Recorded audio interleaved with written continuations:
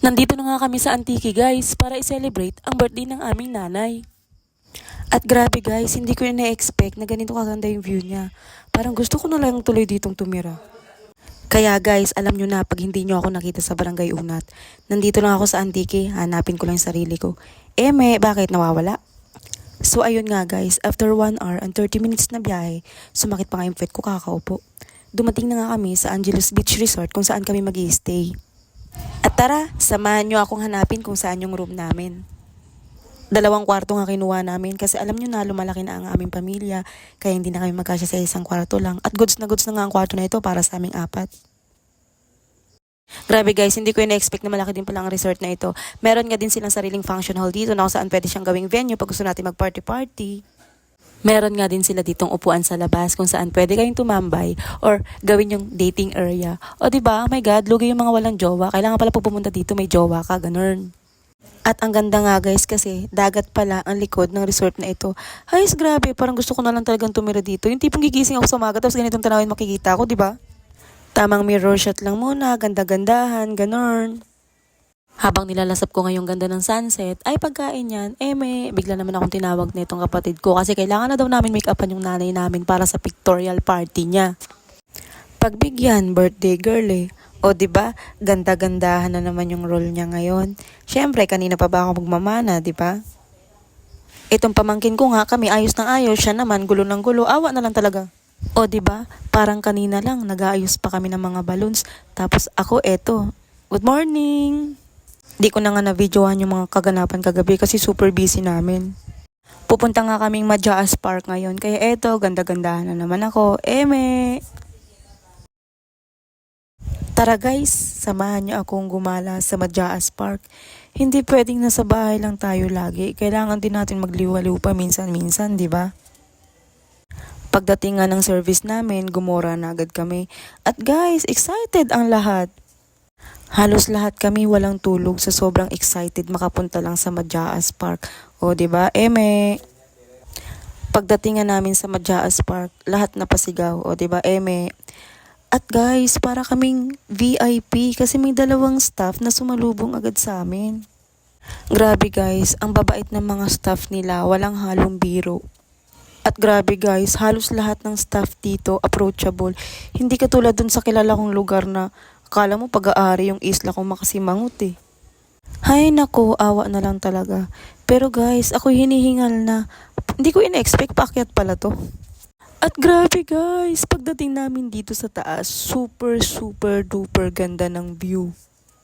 Parang gusto ko tuloy sumigaw dito ng walang forever. Aso't pusa ko lang may forever. Hay nako, makaalis na nga, iniinggit lang ako ng mga magjowa dito eh. Alam ko na, bisitahin ko na lang muna yung best friend ko. Tara! Uy, nandito pala sila. Hello best friend! Para kayong mga plastic, tignan na, palutang-lutang. Welcome to Majaas Park guys. Tara, samahan mo ako sa aming journey. 창이가 좋아하는 랜덤 게임 게임 스타트 아파트 아파트 아파트 아파트 아파트 아파트 아파트 아파트 아파트 아파트 아파트 아파트 kissy face sent to your phone but I'm trying to kiss your lips for real red hearts that's what I'm on yeah come give me something I can feel don't you want me like I want you baby don't you need me like I need you now see tomorrow but tonight go crazy all you gotta do is just meet me at the 아파트 아파트 아파트 아파트 아파트 아파트 아파트 아파트 아파트 아파트 아파트 아파트 It's whatever you like. Turn this opposite into a club. I'm talking drink, dance, smoke, freak, party all night. Come back, girl, what's up? Oh, don't you want me like I want you, baby? Don't you need me